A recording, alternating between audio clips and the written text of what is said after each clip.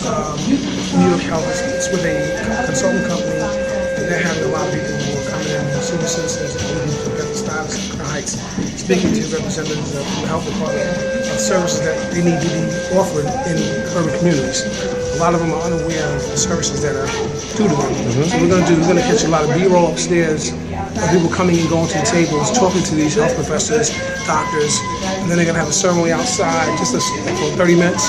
Speakers, the deputy mayor of New York, the congressman from Brooklyn, and we're going to catch them outside. So that's pretty much our setup. It should be about maybe an hour and 30 minutes at max. Okay. So I got Brian, the big old hand I was legendary, the gentleman I told you about was shooting, right? I told you about the documentary called The Block? Yeah. This is one of the founders of that block in terms of played college baseball at Howard University and drafted, and he's also one of the young men who's working with me on the documentary I just met. Okay. Helped me put together the documentary called The Block. So, probably sweating, but there's a little humid in here. So, we're gonna go upstairs, first set up, and knock it out.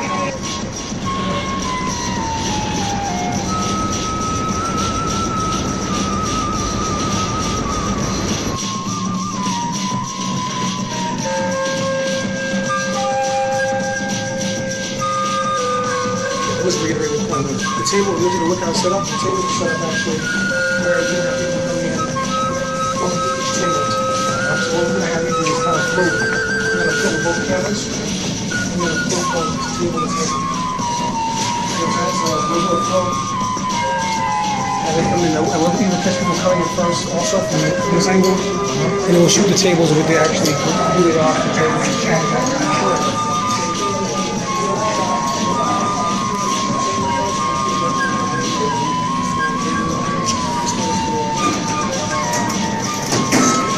Wellness, dietary restrictions. You don't do this on the table.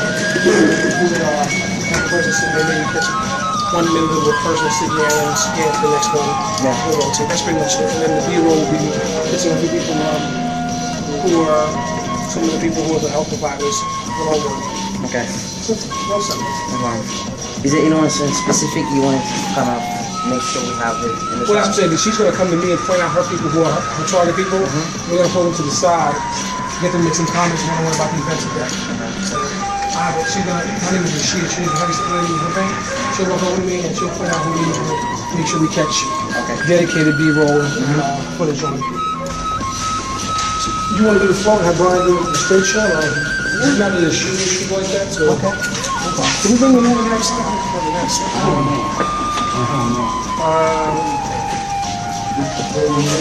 This one is the 50 right here. This is the 50 millimeter right here. 1.4? Yeah. Okay. This is the 28, which is a little, this is wide. So yeah. So we use that one. But we really want to go ultra wide, you have 10 to 22, which is super wide. But this is not prime, so it doesn't give you the same like the lighting. Yeah. And again, we check with the 5D, you can keep the ISO open a little bit wider. I'm going to have you shoot stills. You don't have to float from there, because in this room we probably still want to float. Using a tripod in this room doesn't make sense because it's going to be moving around. And the other thing, Brian, when Alex is shooting, you got to wait till he cues you because you don't want the flash. Well, you know, I'm not even going to put a flash. You don't need a flash. We'll set it up so it's just has a higher ISO, and because we're not really concerned about the audio. When you're shooting on the 7D, when you're shooting for still pictures, switch it over here, you look through the islands, and you're right here, you're shooting like this. So you can zoom in, zoom out, if the person's not right. You have an autofocus on the side. It stands for autofocus manual. Manual means you gotta set yourself autofocus. It does the work for you. So you just hold, aim until the picture is still, and you have the shot. Let me see what came out. Did you shoot it? Yeah. Let me see it. Turn it this way. There it is. Nice. So we haven't adjusted the lighting for you. But I'm saying when you do this, it's going to focus itself. You're going to hear the motor in the camera. So it's on auto. I got it for you on autofocus. So I'm shooting again.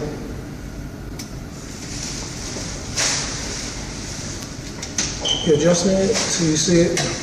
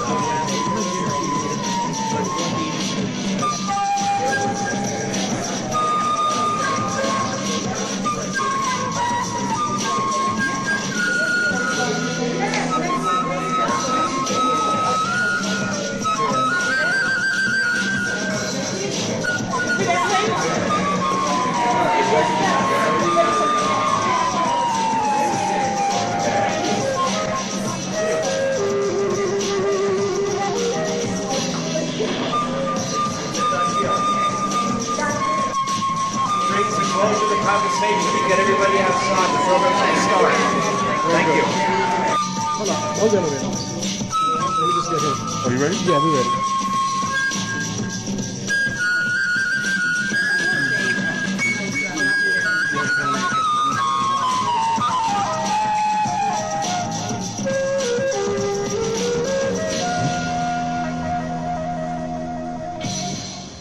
This hat. Oh, yes, I do know. That's my brother. Hi, how are you? Hi, how are you doing? Good, good. Good, good. his From the intern. old neighborhood. I'm his intern. Oh, you're No, his intern? no, don't believe it. It's the other way around. It's the other way around, but that's all right. He's good too. Good to see you. What's going on? Sir, what is your name, your role in this event today? Okay, I'm Dr. Guillaume, and I'm the chief of Women's Health. Very good. Also, you're a medical doctor. Yeah, I'm medical. Where are you from? You have an African accent. I'm from Haiti. Oh, from Haiti. Okay. Well, we all related. Okay. Okay. We're here to serve the community. There you go. All right. Thank you. Yeah.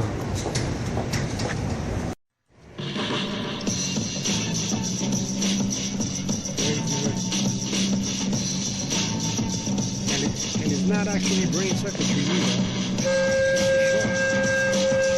Hi, I'm Ellen Mullally, and I'm the work coming from Interfaith Medical Center. I work in quality and clinical resource management. So we're very happy to have the opportunity to hear the community voice their vision. So, what type of degree does one need to select a career such as yours? Well, I have a registered nurse degree. Okay. So I started out as a nurse, and then I went back for a master's in health administration, and then I have another master's from Columbia in narrative medicine, Nice. which is really the study of the stories of healthcare, informing the provider, informing the patient, informing the caregiver, and the cross-germination of the stories to make the healthcare system better. So tonight was really up my alley. Is the medical profession exploring areas like yoga, meditation, relaxation? I think there are some providers who. Go ahead, keep talking. That's good. That's a good picture. Yeah. Hello. Yeah, I It's think there are some that feel adorable. comfortable doing it. I know Dr. Guillaume actually over in the Women's Health Center is one. They believe in Holistic. a holistic thing, right? Holistic. And That's right.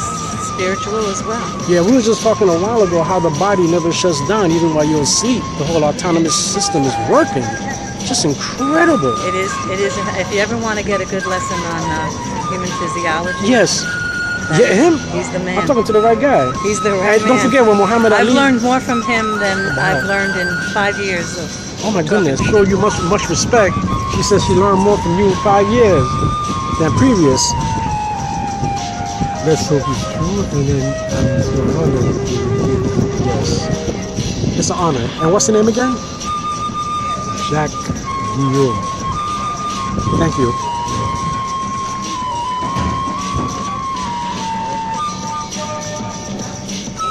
Hey, how you doing, Doc? How's everything?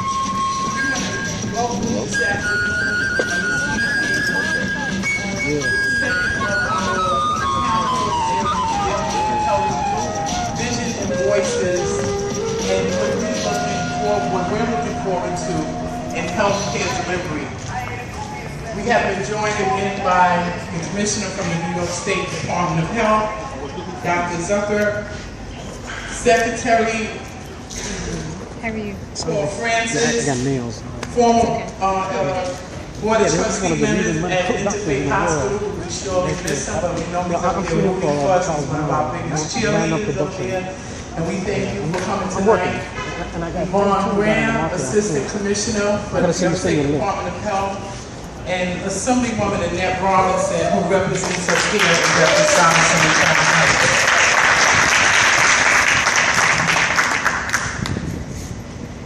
We thank you for coming out, taking time. I especially want to give a special thanks to the Brownstones of Bedford Stuyvesant for canceling your executive board meeting tonight so that your executive board members can be here tonight.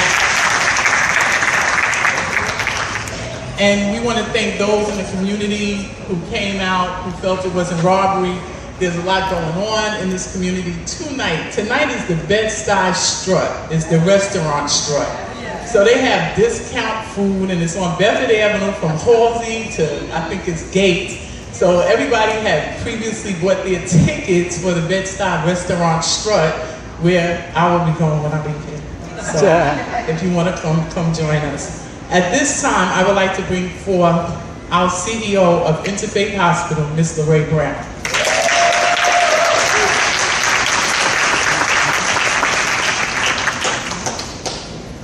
Thank you, Sharonnie. So, good evening, everybody. And I'm very, very pleased to see all of you. And as Sharonnie said, there's a lot going on. But this is really important. Your voices are extremely important. And it's amazing sometimes because usually folks expect that when you have a meeting where our colleagues from the state or our elected officials are, coming out, it's usually where people are expecting them to say something to you, to tell you something, to introduce something new to you. Well, this is very much the opposite. People really, really, really want to hear from you. I want to hear from you. And I said to someone earlier this evening, and I'm going to reverse it. I said, I want to hear the good, bad, and ugly. I want to hear the ugly. I want to hear that because it's only if we hear what's not working, what is needed, what more we can do, what you as consumers of health, whether it's interfaith or healthcare services provided by anyone, believe is important. That's the only way that we can be responsive to you. So I'm used to hearing a lot. As I walk around Interfaith, as I visit some of our offsites, folks want to give me, everything in my ear. And I want to listen. But this is a great opportunity to not just hear from folks who intervene. This is an opportunity to really hear from the voices of people from the community. And we sincerely believe that as we go forward in developing an action plan and identifying what more needs to happen in Central and North Brooklyn, and very specifically in Bed-Stuy and Crown Heights, that the only way that we can effectively address some of the very pressing health and social needs is to hear from you. So, without further ado, I'm going to give this to our next speaker because I'm really excited about listening.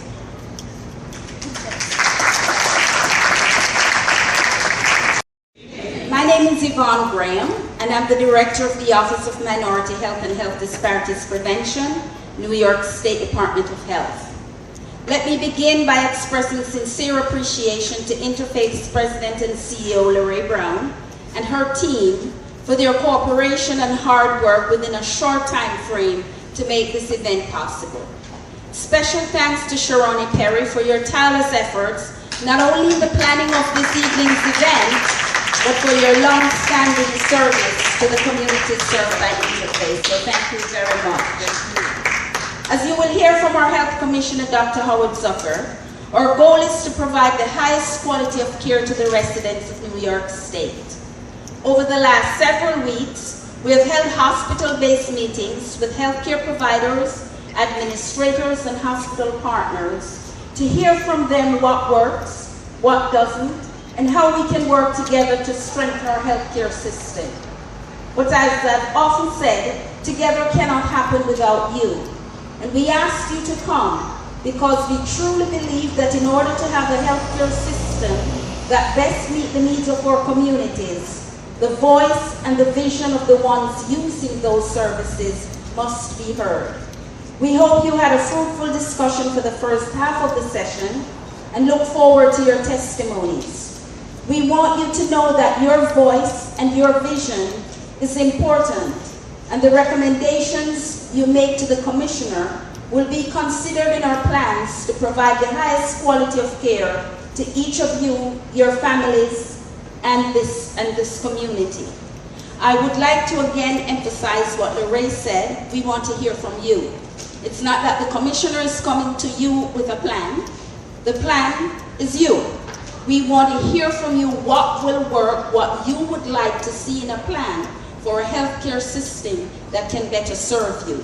So without further ado, let me introduce Dr. Howard Zucker, Commissioner of Health for New York State, an individual who I've had the pleasure of working with for the last 3 years. From our very first conversation, long before we planned this session, Dr. Zucker shared with me his deep commitment for ensuring that community voices are heard. Your presence here this evening is evidence that our Commissioner not only talks the talk, but he supports what he says through action. Under his leadership, we've been holding conversations like this one all over the state, and tonight we are proud to be here in Bedford-Stuyvesant. I give you Dr. Howard Zucker. Thank you for all of your service to the community. Let me tell you a little bit about what we want to accomplish today. This is an unprecedented moment for Brooklyn, particularly this area of Brooklyn. We believe that, and I'm sure all of you agree with me, that this area of Brooklyn, the best health care needs to be provided in this area. Everyone must be able to get the kind of care in this area of Brooklyn as they can get anywhere in New York, anywhere in the United States, if not better. There's a lot that's being done. We know that there are many hospitals in the area. We know everyone's working extremely hard on this. But when you look at this area compared to the rest of Brooklyn, you find that the residents in these communities have a higher rate of obesity, diabetes, high blood pressure. They don't have enough access to primary care. All of you are sometimes use the emergency rooms. We need to get better primary care. We need to get better ambulatory care. We need to get better tertiary care, not just the primary care, but tertiary care as well. And that involves everything from cardiac surgery to orthopedic surgery, neurosurgery, neurology. All of that should be right here in Brooklyn. The tools forward to provide $700 million of capital investment to develop transformation projects to improve the healthcare system in this area. And to do that requires better understanding of exactly what are the needs. And that's, again, what I bring to the table is the question of what is it that you want? What is it that you need? We're also fortunate that Northwell has agreed to put together a feasibility plan. I'm sure you've heard about this. It involves a partnership agreement, a way to look at how we move this forward. But in order to do that, in order to get this feasibility plan together, you can't do this without the information of what's needed. We don't know all the details to this. I know sometimes people have asked exactly what's going to go into it. We don't know the details because you can't do this until you have all the facts. And that's what we're doing here. We're trying to get all the facts. We've got to get the information from all of you. We want to hear your thoughts, and we will move forward. I'm going to finish with just saying what I've said at every one of the meetings, is that the future of Central Brooklyn, the future of this area, Northeast Brooklyn, all of this should be the model, not just for healthcare in Brooklyn, not just the healthcare for urban healthcare in New York, but it really should be the model for urban healthcare in America, and that when we're done, I am absolutely confident that everyone's going to turn to this area and say, how did they do this? How did the community come together, provide their input, give us the information, and move forward and develop that system that will serve all of you in the future? And we're going to look back one day, we'll sit in this tent, and we're going to say, we did it. So with that, I'm going to turn the microphone over to Deputy Secretary Paul Francis, who does it. Appreciate your input tonight, and do look forward to hearing your thoughts, and Dr. Zucker for that. I also want to very much thank the Seminoles for coming out tonight. It's a beautiful evening. Really, it was a finished session. We appreciate it. Thank you. Would you like to say a few words? Yeah. Assemblywoman? Could one of you young ladies take the mic? Give the mic. But first, I would like to thank Commissioner Zucker, also to Commissioner Yvonne Graham, and to Paul Francis, and to all of you, and of course to the President and CEO of Interfaith Hospital, Laray Brown. Certainly, we are grateful for the accomplishments that have gone forward thus far in regards to what we need to do. And I was very pleased to hear Commissioner Zucker talk about how this could be a model. I know that through the many years, I participated in different kinds of experiments in healthcare. But I know that if we come together and work collectively together, that we can make a difference for our communities. And I use this one example. The Bedford-Stuyvesant Health Center that has made its name and its mark by people who have diabetes not having any amputations of their body. So that in itself says that we can do some great things and some great work if we only put our minds and efforts to it. And I was talking to Deputy Commissioner Shepherd in regards to how outreach is most important. If we don't expand outreach to our communities, our people will never know what services exist for them. So what has happened through the years, and I was explaining to him that I've been involved in healthcare since 1968. So I've seen different things come and go.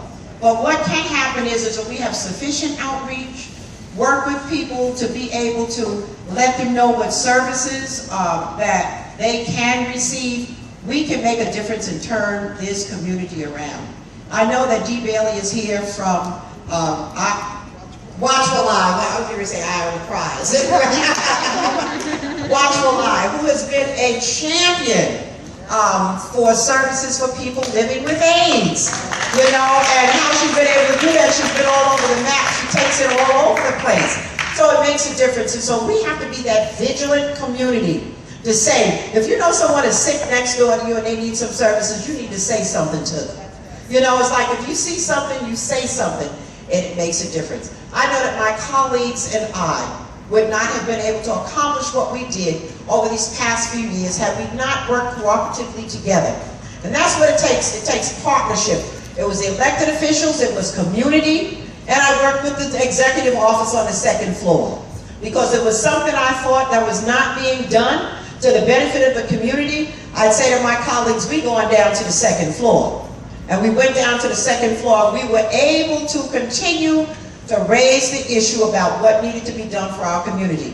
Interfaith Hospital is a vital, vital institution in our community that we cannot afford to lose.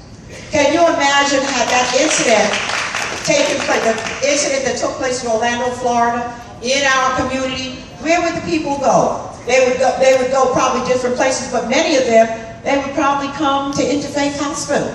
We want to make sure that Interfaith Hospital will be ready to sustain them when they come for service. And so that's what we want for each and every one of you. My family goes to Interfaith Hospital. I go to Interfaith Hospital. So therefore, we walk in the walk and talk in the talk. Thank you.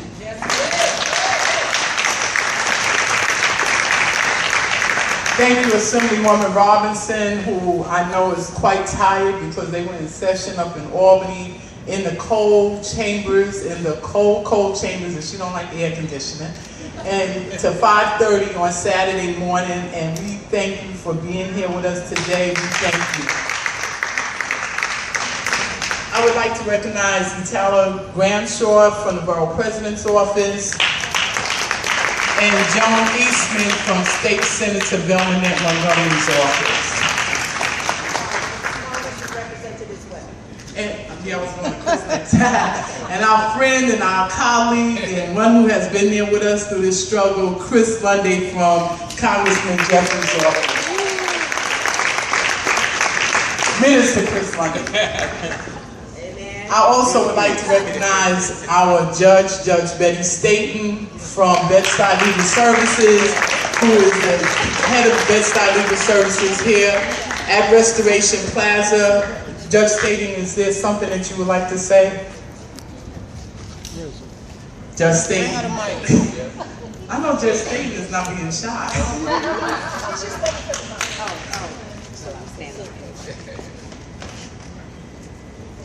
Yes, good evening, everybody. Good evening. Thank you for giving me this opportunity. I'm always recognized as Judge Staten, which is my past life. I am now the president of the Brooklyn Legal Services. And I've been working in the community for a long time and looking to see what issues of health that my advocates come up with. I didn't get enough time to really get them involved because I know that they have legal issues related to health also. So it's a great thing that this is being brought to the community, and I will keep my eye out and I will make sure to keep in touch with you if we should have issues, as well as it's good to have the commissioner there. And I do know how long that our assemblywoman has been really, and it was a victory that Interfaith is still, and it had to do with the hard work. So thank you very much for giving me this opportunity. We're located right at Restoration at 1360 Fulton Street. We're also at 900 Fulton Street, and we're also at 105 Court Street. So if you have any constituents or other people in the community who need legal services, free legal services for low income and poor folk, be sure to get in touch with her. We're always out there trying to help and trying to bring the services to the community. Thank you so much for this time. One of the young men who was killed in Orlando is being funeralized here in Brooklyn and Bed-Stuy tonight, so she went over to that service. But she came on behalf of the French family. Is a young man who was brought into the hospital last week, 25 years old, passed out, and you know, we just asked for prayers for the family. But the family wanted to express their gratitude to Interfaith Hospital and how they took care of that young man and everything that the hospital did. So from the emergency department all the way to nursing, to the doctors and everybody, they wanted to express their gratefulness for what you did for that young man who was 25 years old. Then in the back is a grandmother whose grandchild was in the hospital, Miss Barbara. She didn't want to say anything, but I met her, you know, some time ago, and I saw her at the hospital last week.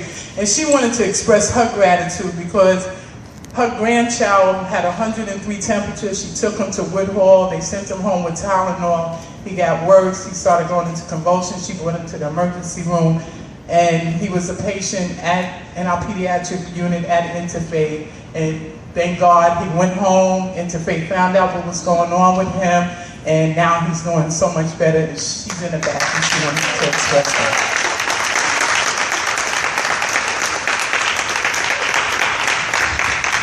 At this time is a sister that I'm going to bring up, Sister Carmel from the community, who has something to say.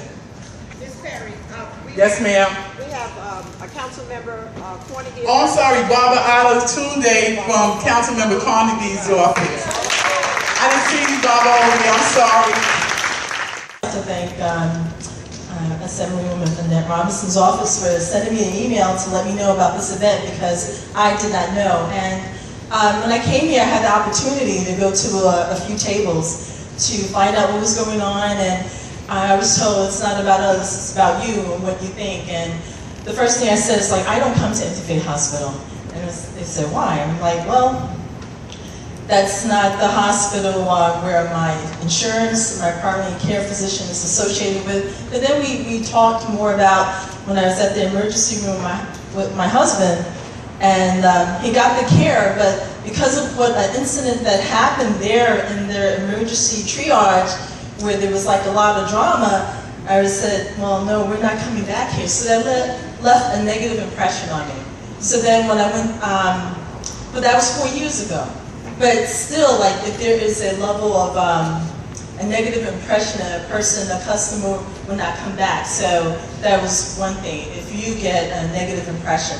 The other thing was that when I went to the other table and talked about geriatrics, my mother-in-law is 85 years old, and instead of going to the community here, she'll go up to Manhattan, to Presbyterian Hospital. So I think it's like almost like if you are offering services, like how are we getting the information out to the public and the level of trust. I'm going to be really honest and say that, you know, it's almost like the level of trust when you say, well, the hospitals in the Black community are not good, so we're going to go someplace else. I'm just saying, this is like people that don't say it, but they think it. So it's some of the things that, you know, put it out in the open. And one of the last things, I went to another table, talked about behavioral health, mental health, substance abuse. And this is one of the ongoing things that's happening in our community, and especially, you know, with our youth. And if we can provide other services to get this information out to help the youth. So I decided to take an action of my own. I work for the Department of Health, and I'm enrolled in a youth mental health first aid course to train to be an instructor, so that I can get the information out to other people to take the class, and, you know, I'm going to take it back to my church and let them know, like, maybe if we had our peers, people in the community that's also taking a step towards bettering our community, taking a stand and participating, you know, because we are, it takes a village to raise a great community. So we all have a part to play. So it's like, I'm glad I came to just express that. The program at Interfaith Hospital, and Karen wants to talk about what the program has done for us and the need that we continue programs like that. Karen is sitting right here.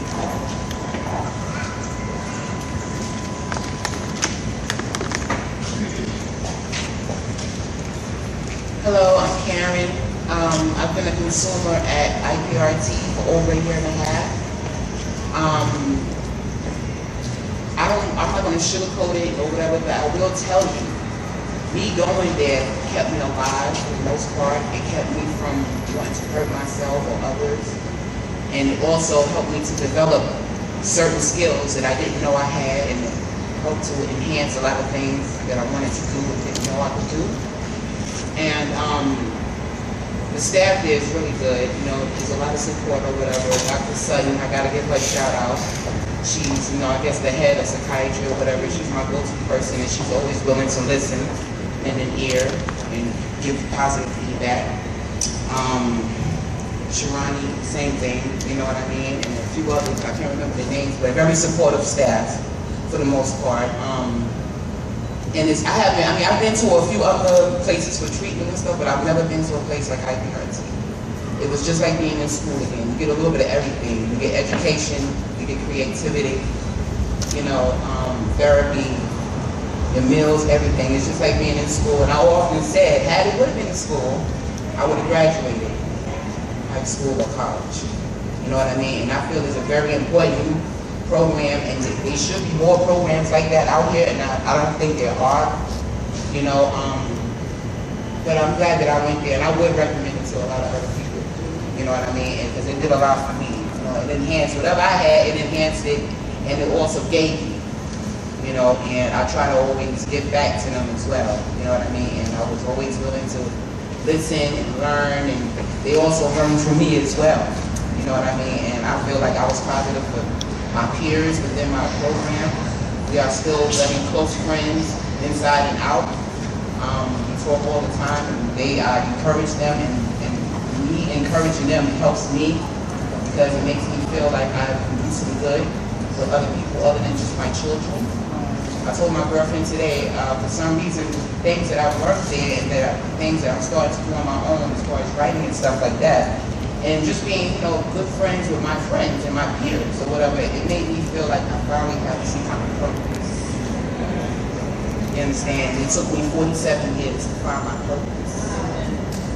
You know what I mean? We need more programs to deal with people in our community that have issues, and for them to be able to find themselves and go within in order to come out. So Karen, we thank you. Karen wrote a skit for our Black History Month program. She sang, she has a beautiful voice and everything. So, Dr. Sun, Dr. A, thank you for what y'all are doing. And, we hope that the commissioner will take the word back that we need more programs like this in our community in order to help the people who live here. At this time, I'm going to call Monique James. Monique is sitting right there.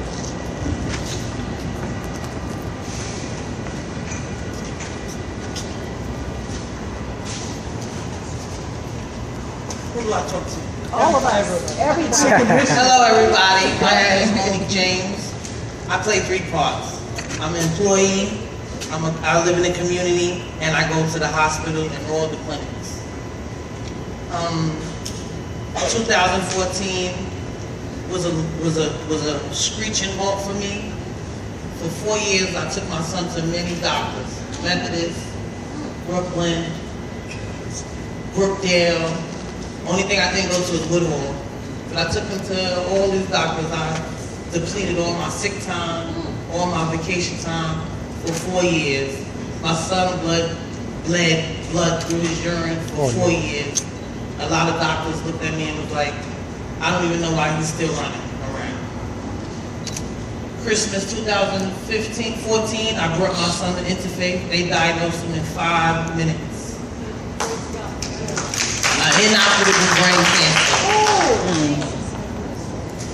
Because we don't have the funding, I had to take him out of Brooklyn, where I love so much, and take him way deep into New Hyde, Long Island, for treatment. Brooklyn is beautiful. The doctors are beautiful. The nurse, the staffs, everyone are beautiful.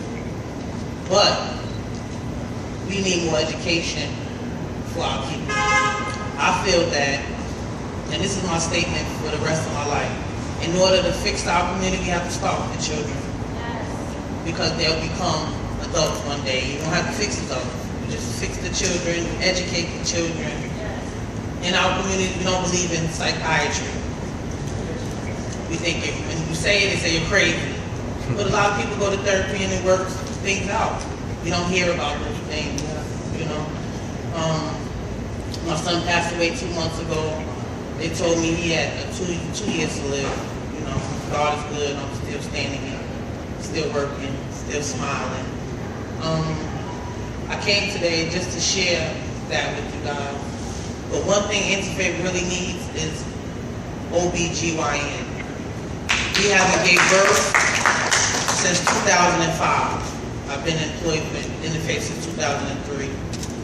We don't have WIC. We don't have sickle cell testing for the babies. I can go on and on. But I'm so happy you gave us this plateau to speak with our peers and with the higher management to just share. I thank you for this opportunity. Interfaith needs to stay open. I recommend it to anybody. And I've been to all the hospitals. They found out in 5 minutes what these people couldn't find in 4 years. So it did give me a little time to enjoy my son. Because if it wasn't for Interfaith, I'd still be running around until he dropped. That's what I believe. So Interfaith needs to stay open. We do a good job in our community. And we just need to educate more. Another thing is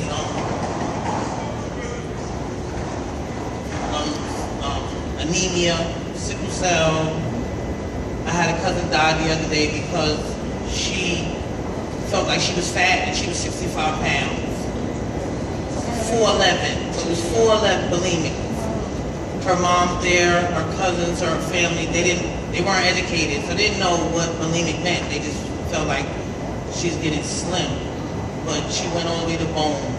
And she ate every day. She posts pictures on the internet of her food. She ate it and then she threw it up.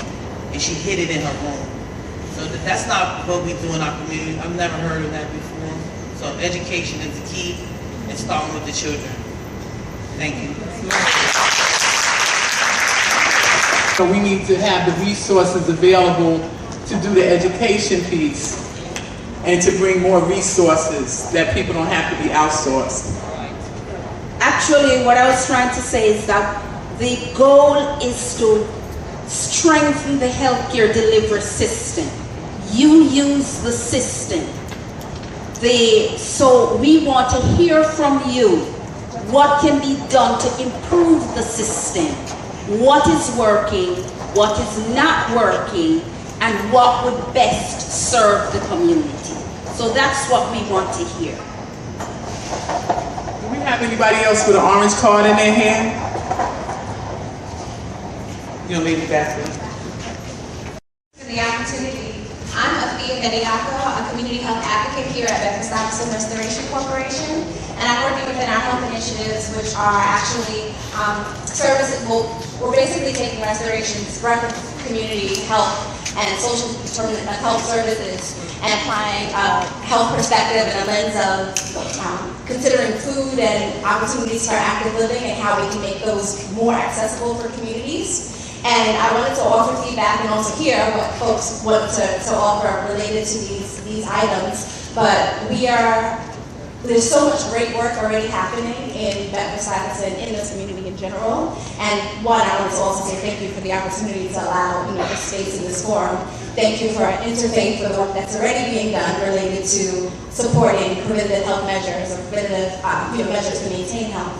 But we are really trying to connect as much as possible to make sure that community approaches are really lifted up to the hospital systems. I gave my feedback in the health education and, health, food education, healthy eating sort of aspect. So that's a primary area that my work is in. And echoing Mrs. comments about beginning with the children is so crucial.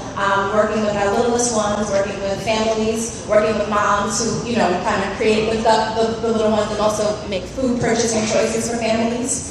And we really want to connect community services that are already happening because there's so much great work happening in Brooklyn with the hospital systems.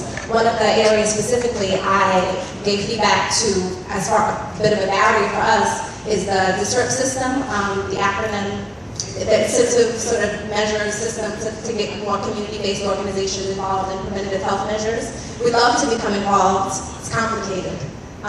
So that's kind of a little bit of feedback, and we want to find systems to make it more easy for everyone, to give their feedback and to really participate and really support opportunities for folks to be as healthy as they can be. Like I said, there's loads of great work that's already happening, loads of resiliency and good stuff that's just, this community is awesome. And we want to be able to lift that up and really encourage people to be that much more better, so we want to engage community organizations, make it easy enough for community-based organizations to be involved and to do the work that we're doing, working on the community level and lifting that up so that it can be applied within the health systems. What do you think needs to be done to achieve this? Is this, you're working with the schools locally? Do you think it's more community groups to talk to them more about healthy foods, healthy lifestyle? What do you think is the best approach?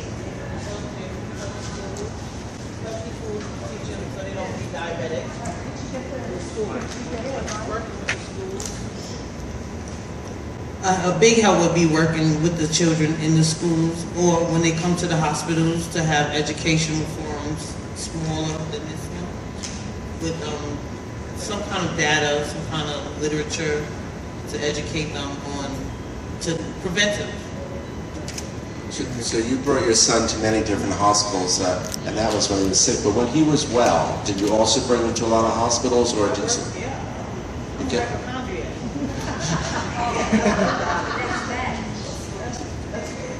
They go sleep when they come.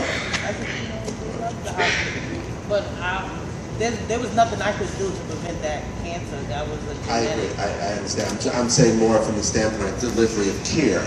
So if you went to multiple hospitals, when he was fine, when he was a baby or an infant. No, I didn't go to multiple. So you stayed in one. That's all right. So Right. the health system that Right. he got his care, it was one place. Got it. Right. Okay, that's what's right.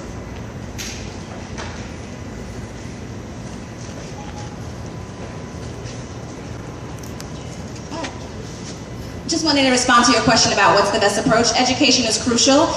And one of the things we're actually doing at Restoration is working within a farm to early care initiative where we're working with the preschoolers to try to educate them about where food comes from, improve their access. But bigger than that and easier for everyone is to make systems that are changed to make it easier for everyone to access food. So we don't have to educate a certain amount of people and say, these people now are the holder of knowledge and can make healthy decisions. But if our systems are affected such that everyone has access to clean, healthy food so that it's the default easy thing to do, that makes it better for everyone. So like hospitals have healthy food in cafeterias, daycare centers have healthy food, that the kids are getting, or even better access to families within those institutions. So bringing this to where people are, in bodegas and supermarkets, that's also work that we've done so that it doesn't have to be so hard for people and they have to be that they have to do work to find out about some of the things that exist, but that it's default, that it's already accessible for everyone. I think that's a really great approach. I have a question. Does it matter? My question is, does it matter where a person lives to make them have value? No, it doesn't matter at all. For health care, you should be able to get excellent health care wherever you are, whether you're 2 years old or 82 years old. Okay, my reason for asking that question is because when I found out my son was sick and I was told to feed him like organic food, there was none in none of the stores for you to even access.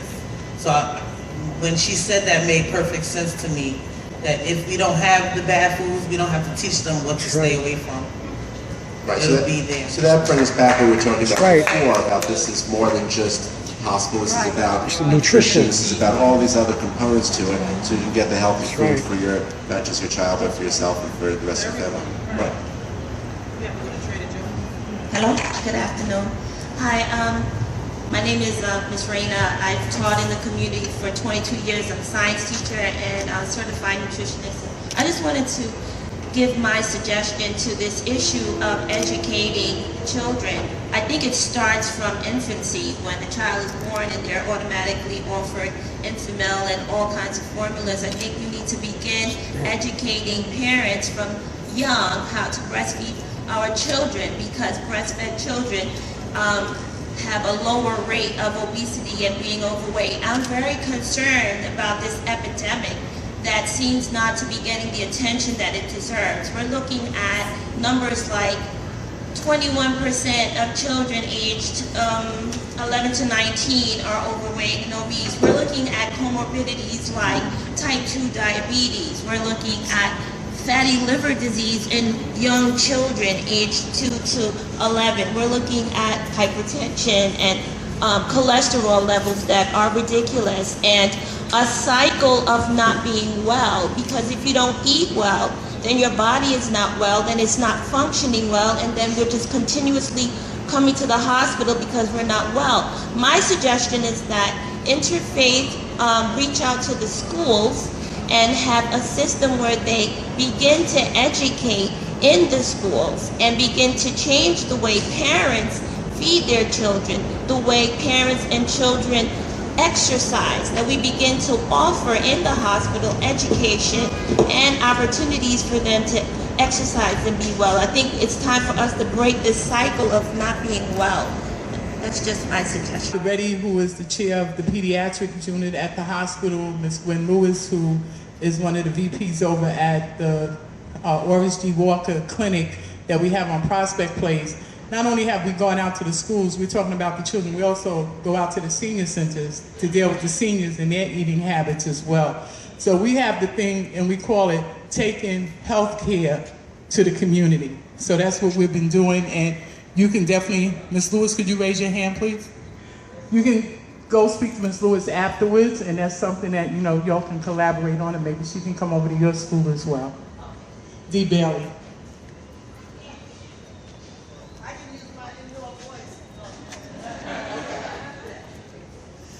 Thank you, good evening. Again, I welcome Dr. Zucker to Brooklyn, and I direct your attention once more to the red ribbon that's outside in front of Restoration, just to let you know. This evening, I just wanted to rise. I enjoyed the talk and the feedback and the round table that I participated in. Of course, I went to the HIV/AIDS table and never left. And it was really good because that's what I focus on. But I also know that here in this community, people have other things than HIV and AIDS. And I believe that Interfaith, as I'm hearing from different people, could be the networking hospital that all of Central Brooklyn should be affiliated with. When I cross that bridge and I go up First Avenue, all of the medical centers, all the little doctor's office, all the little buildings, as you're leading up to NYU Lancome, everybody has affiliated with NYU. Every doctor's office says affiliated with NYU. I think we have our WIC program that teaches breastfeeding right next door to my office, right here. I think we have Bedside Family Health Center, which is right there. We have legal services, which is right here. All around us, we have all these experts, and we have all of the professional services that our community needs. But they all need to be connected to our central health care system that could be coming out of Interfaith Medical Center. It's all about coalition building. It's about networking. It's about connecting to your elected officials to make sure that when monies are directed to an area, Brooklyn is an area. Central Brooklyn is an area. We should not be divided by the specialties in which we work. Of course I'm going to watch the HIV and AIDS dollars, but I need to watch all of the money coming into Brooklyn under healthcare. We need to be unified. We need coalition building. We need our networks back. Our HIV care network, for instance, had more than 400 agencies associated with it. So legal services was in there, all the health centers was in there, all our hospitals were in there. So if somebody had a problem, although we couldn't handle it, of course someone in the network could take care of it. We need to get that funding back. We need to get those resources back. And it's time for us to really, really stop talking about what we need to do and let's just do it. Thank you. Hospital, but it's like a bicycle wheel. It's not just a hub, but the others need to be connected to each other, right? So it can't all just go right back there. They need to connect around as well. Oh, this is right here. Yes, good evening, everyone. My name is Majid Abdurrahman. I am one of the executive assistants for Masjid Taqwa, or it's a mosque close by on Bedford and Fulton. Been there about 30 plus years. It has been a pleasure serving this community. Love it here. However, one of the immediate three suggestions that come to mind is that due to the unfortunate topic no one wants to talk about, which is gentrification, there's a lot of mental health onslaught after that. People are traumatized. People are really just beside themselves. I've had more than several instances. I've been at Taqwa for over 6 years now, where people are coming and they're on the brink of like just total mental breakdown because of what's happening to their home. You know, they're in limbo. They don't know if they're going to be there next year. It's ridiculous. So at very least, if this neighborhood is, you know, well, not if, this neighborhood is continuing to change, there needs to be proper mental health components that people can, and outlets that people can immediately access easily and get stabilized again. You know, not to mention the homeless contingent that's here that are also being pushed and shoved around. This is a neighborhood, it's a family community. I've raised my son here. You know, sometimes you're walking down the street and there are people who are like, I mean, they really need to be detained and be within a facility because they're you know, certifiably possibly insane. So, you know, that needs to be taken care of. The second thing is, I don't understand why it is that it seems like pretty much throughout New York City, but specifically here in Bed-Stuy and Central Brooklyn, why there isn't proper sickle cell emergency stat care. There's a sizable community here of people with sickle cell. My husband, who unfortunately passed away 2 years ago because of sickle cell, we shuffled all throughout New York City trying to find proper emergency care when a crisis would come on. And he used to go all the way to the Bronx, almost a 2-hour ride, okay, to Montefiore Hospital, where there used to be a sickle cell stat center, but it was shut down because of funding. just so he could at least be around the nurses and doctors that, you know, used to care for him before and knew how to deal with this issue. We never even thought of interfaith, unfortunately. We never thought, because we knew that they wouldn't be sufficient for his. Yeah, the best cell program is. Really? That's part of the education. That's part of the education. See, okay, well, I mean, that's unfortunate. I wish, you know, that's really unfortunate. We used to, I mean, we would go to Uptown, Manhattan, we would go to Methodist, we would go, yeah, that's really unfortunate. So, okay, it needs to be, then it needs to be more outreach, more, is there a crisis center, like, specifically that they can? That needs to be broadcasted more. That really. But we're not here to be apologists. No. No, right. But we want you to know about that. But you're absolutely right. We need to do more in terms of sickle cell care, the full continuum, including the emergency staff, right, as well as the ongoing treatment, right, the point you made, as well as we need to get the word out right,